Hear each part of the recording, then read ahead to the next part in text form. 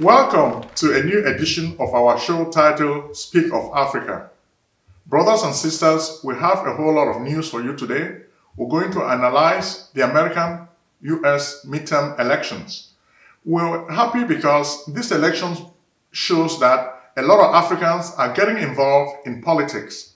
For so long on this show, we've been encouraging you to get involved in American politics so that your voice can be heard.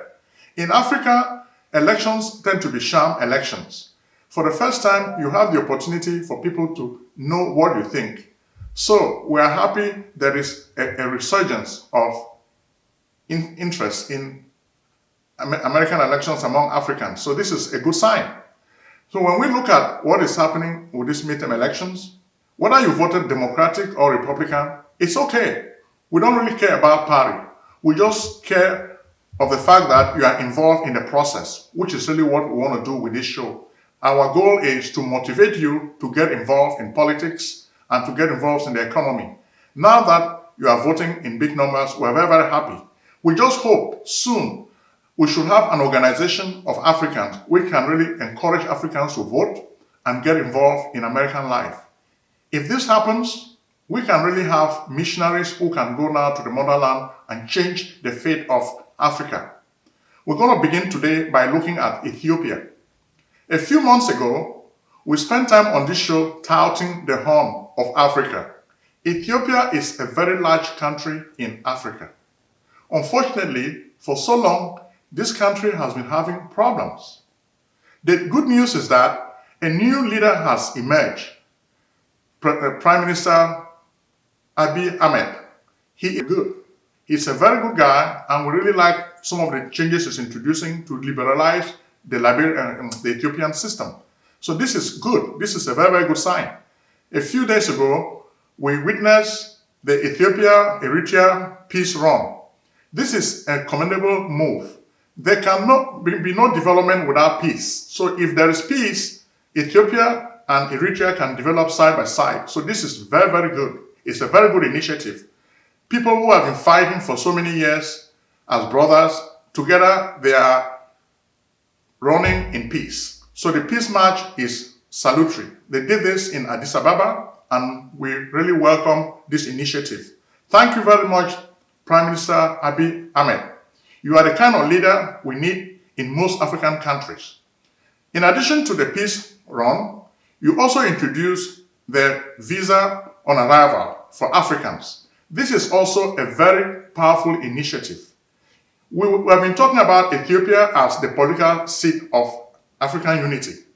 By making it possible for Africans to obtain visas on arrival in Ethiopia, you open the gate so that Africans can travel to Ethiopia freely. And this is going to really help not only Ethiopia, but all these other African countries. When Africans can move freely, it increases tourism for Ethiopia. And already, one of the main beneficiaries of this initiative is the Ethiopian Airlines. Today, the Ethiopian Airlines is geared to start taking people from many places of Africa, many different cities. This is a salutary initiative. I want other African countries to imitate what is happening in Ethiopia today. The Prime Minister is making changes, and these changes are really helping.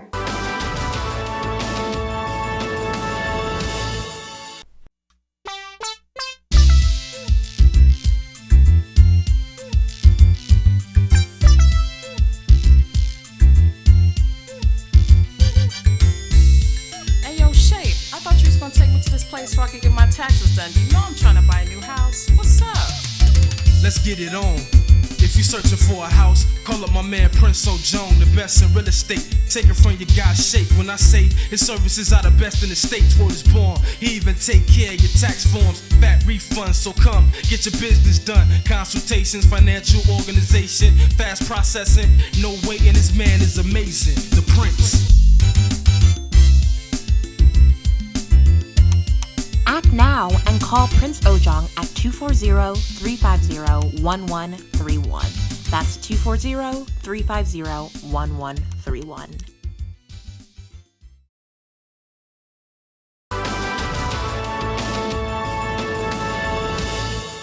So next, we're going to move to Nigeria.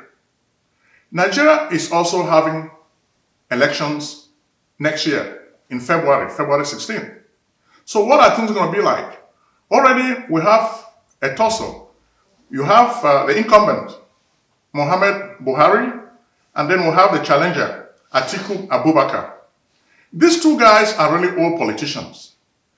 Interestingly, people who are really issue-oriented in this campaign, their voices are not being heard. We have young people like Donald Duke, Omoyele Sowore, and Obi Ezekwesili. So these are people who are really focusing on issues. But interestingly, they don't have the kind of money that they can buy the people with sardine and bread. Because the people care more about the stomach. We would think that some of these candidates who are really focusing on the issues should really be heard. But so far in Nigeria, the noise is just drowning out the voices of these politicians because they belong to small parties. So far, the PDP and APC are really dominating the game. So, how do we think things are going to fare next time? Well, it depends. When we look at our crystal ball, chances are Buhari is going to rig this election because Buhari doesn't want to go to the sunset. If the election is not rigged, we think Atiku Abubakar may really have a fair shake to really emerge as a leader of Nigeria. When we look at his website and some of the things people were saying about Atiku, people still feel bad that Atiku has a lot of corrupt people around him and they think that he is a corrupt politician. But Atiku has been able to defend himself and he's saying that he wants to bring jobs. What the young people in Nigeria need are good jobs. And Atiku has positioned himself as a guy who can come in and create a lot of jobs for young people. If he can really keep his word, this will be great because Nigeria really needs jobs for the youth. We have people who are old, they have money, but the young people don't really have a bright future. It's really a curse of oil. When you have a very rich oil country and the young people cannot really have a better life, this is not good. So Atiku is positioning himself as a guy who is going to rescue Nigeria.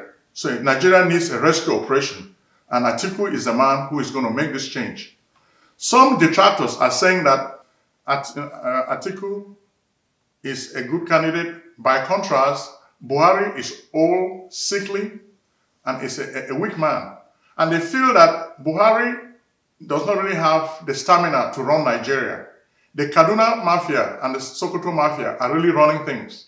So many members of his party are corrupt, but he is running after members of the opposition. He's accusing them of corruption and sending them to jail. Why is Mr. Buhari not disciplining people from his own party? So he looks like whenever you belong to Mr. Buhari's party, you can do whatever you want and nobody cares. So in order to change the fate of Nigeria, we're encouraging Nigerians to go out and vote en masse. Young people, you have a choice now. Go out and vote. If you think Mr. Atiku Abubakar can change the fate of Nigeria, then we're encouraging you to go out and vote for him. Don't just stay home and think that change will happen. If you think you want to support Mr. Buhari, go out and vote for Mr. Buhari. Don't just stay home. So we are encouraging the young people of Nigeria to come out and vote so that their voices can be heard. A few days ago, we were watching the drama with Buhari, with his WAESC certificate, the West African Council. So we look at that and we're just laughing. Why does this guy keep talking about certificates? Because the people just feel that he doesn't have a good education. But that should not really be a problem. If he really wants to change Nigeria, he should do what he promised he would do. He promised security, but Nigerians are not really having the security that was promised to them. So that's really sad. We just hope the young people could really give a voice to some of these minor candidates. We know Nigeria has a system where things are rotating. Now it is the turn of the Northerners to rule Nigeria. So we have two guys from the North who are campaigning to be the next president. But we still think the young people should go out and vote, and they should vote en masse. Life insurance money secrets of millionaires and billionaires exposed. Discover how America's rich and famous exploit these arcane tools to build fabulous wealth. Why should these big white guys have all the fun? Let Prince Ojong, the celebrity author of The Miraculous Millionaire, show you the little understood life insurance way to riches. Are you still doubting the good things that life insurance can do for you? Trust strategies, estate planning, 401k rollover, annuity contract, cash value, education funding, executive benefits, income protection, life protection, living benefits, mortgage protection, tax-free retirement? Think and grow rich with life insurance. Your amazing journey to wealth begins by calling Prince Ojong at 240-350-1131.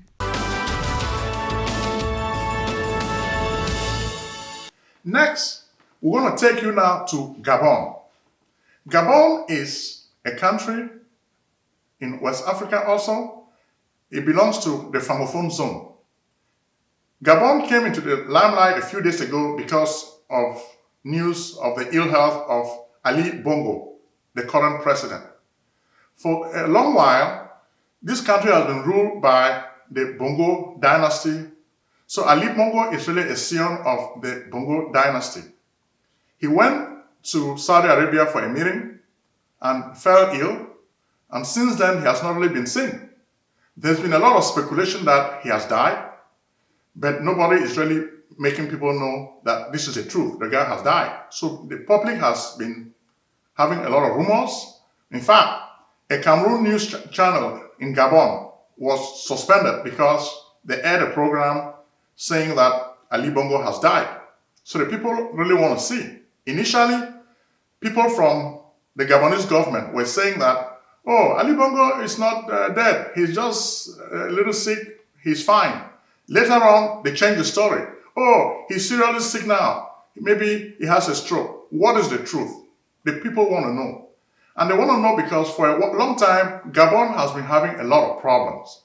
Gabon is one of the oil-rich countries in Africa. Unfortunately, much of the wealth of this country has been in the hands of the Bongo family. And the people are not really benefiting that much. Aquitaine, the French oil company, has really been dominating political life in that African nation. Nothing has really changed. We've seen a few times when the French government was trying to investigate the wealth of the Bongo family. A few months ago, they changed their tune by saying that, oh no, we could not find any evidence of corruption and ill-gotten wealth. Who are they fooling? They are fooling the African people. So the African people are very clever. The French people know that so long as the money in Gabon stays in France, the Gabonese are really going to suffer and the French are going to do better. So we just think that this is not really good. When you look at what is happening in this country, it's really a terrible story. And this is what is happening all across Francophone Africa. When Gabon obtained independence, the French put in place a puppet, Lion Mba, who ruled the country. The guy was almost overthrown, and the French had to intervene militarily to save him from the coup d'etat. After that coup d'etat, Lion Mba died, and Omar Bongo, Ali Bongo's father, took over the country. Since then, Omar Bongo has been following a policy of Franc-Afrique, which is basically a policy where the French dominate political life, economic life, and social life in the country. And the French also exploit all the resources of this oil-rich country. So we're hoping that change can come to Gabon. So many people have been dying, protesting in the streets, but Omar Bongo sends soldiers to kill them. And that's really the story in Africa. Whenever the people rise, soldiers are sent to kill them every day. And it's really a sad story in Gabon. So when we worry about what is happening in Gabon, then we turn now to Cameroon. In Cameroon, things are even getting worse. A few weeks ago, the guy who has been president for so long, for over 36 years, Paul Biya, he organized another Sham election, and the Security Council voted him as the president. Actually, it seems as if this time, the people voted for Mr. Maurice Kamto. Mr. Maurice Kamto even went out and declared himself the winner of the election. Unfortunately, he did not realize that he had so many forces against him, so many dark forces. Clement Atangana, who was the chairman of the Security Council, emerged a few days later by saying that, well, Paul Biya is the one who won the election. So the people were able to see the lies of the government because of the machinations of the Maurice Kamto camp. They made sure that the average person in Cameroon realized that the government is a fake government. The government is full of lies. The type of game they've been playing for so many years, for the first time, the truth came out in black and white. The people saw that the Biya regime fakes election every year. They rig these elections and they declare Biya the winner. So it doesn't really matter. This time, Mr. Biya did not even campaign, but he still won the election. So the people were really surprised and they were like, okay, this guy did not campaign. How would he win the election? Now we have two regions in the Anglophone area. These people do not support Mr. Biya and they are fighting and Mr. Biya is killing them every day. How can Mr. Biya win election in the Northwest and Southwest regions?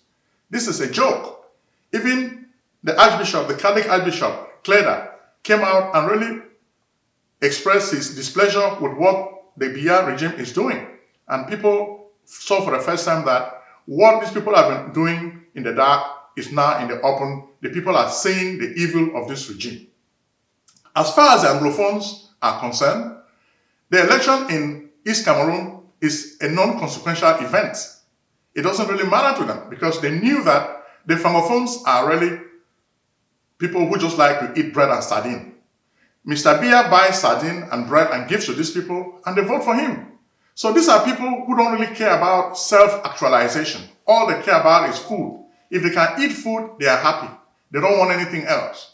By contrast, the Anglophones are fighting for their freedom. They are fighting for the birth of a new country called Ambazonia.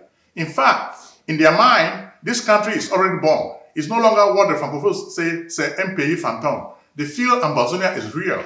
And a few weeks ago, we saw that the Amber Boys have been fighting this government, and they are fighting every day. The government is killing a lot of the people, but they are fighting. These people are just like Spartans. They are dying, but they are not surrendering. In fact, one of the female journalists, Miss Mimi Mefo, who has been covering the story of the Ambazonia Revolution, was picked up by the security forces of La République du Cameroun, and she was jailed in a prison in New Bell. Before we came to tape this show, news came that she has been released. But why would you arrest a young lady for doing her job? This lady is reporting the news. She's reporting the truth about what is happening in Cameroon. Why would you arrest her? Because you don't want her to tell the truth. So it's really a shame when you look at this Biya government. Whenever you tell the truth, they arrest you, they kill you. And Mimi Mefo made a shame of this government. By arresting her, this was a very big public relations blunder. The government made this young girl very, very famous. All over social media, people were clamoring for her. This was a young girl who was busy every day doing the job she likes, journalism. She covers stories on the Ambazonian Revolution. She covers stories about the plight of the people. But because the government doesn't want her to speak, they picked her up and jailed her. In fact, what was her crime? Her crime was that she told the truth about the murder of an American in cold blood, Charles Wesco. Charles Wesco was an American missionary who traveled to Cameroon, and soldiers of La République du Cameroun killed him in cold blood. Mimi Mefo interviewed people who witnessed this cold-blooded murder, but the government doesn't want people to tell the truth. Because of this, they held Mimi Mefo for a few days because she's telling the truth. What was her crime? Her crime is that she's telling the truth about the revolution. Well, to show how a government can be very stupid, this girl has become very, very famous everywhere. I even see pictures of her emerging as a heroine, just like Xena, the superhero. This is a little girl, but they've made her very, very famous now because of their stupidity. Why did they arrest her? It's just foolish to arrest a journalist like this, because Mimi Mefo is so popular now that people are talking about her, and we just wish her well, but at least she served a purpose.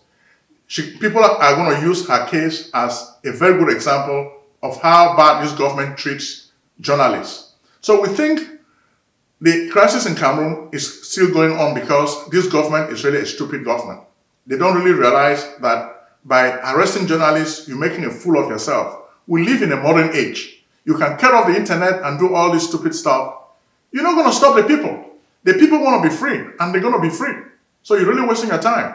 So we thank you for spending some time and watching our show.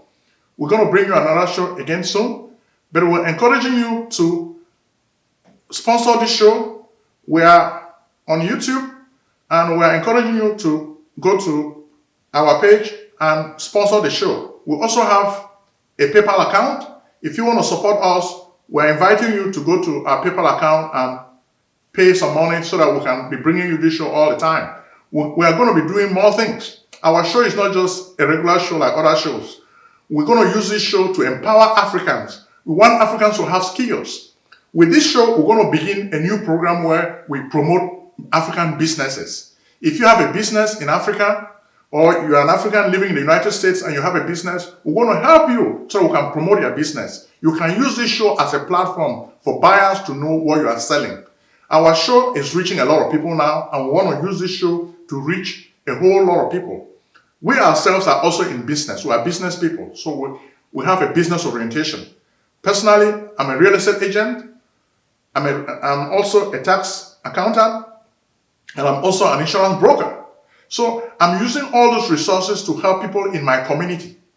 Similarly, I'm encouraging other people who have businesses to join me so that we can take this message of African liberation all over the world. Thank you very much. God bless you. Selling a service or a product? Need buyers? Use the African Nation TV as a channel to reach many viewers. Act now and call Prince Ojong at 240-350-1131. That's 240-350-1131. Act today.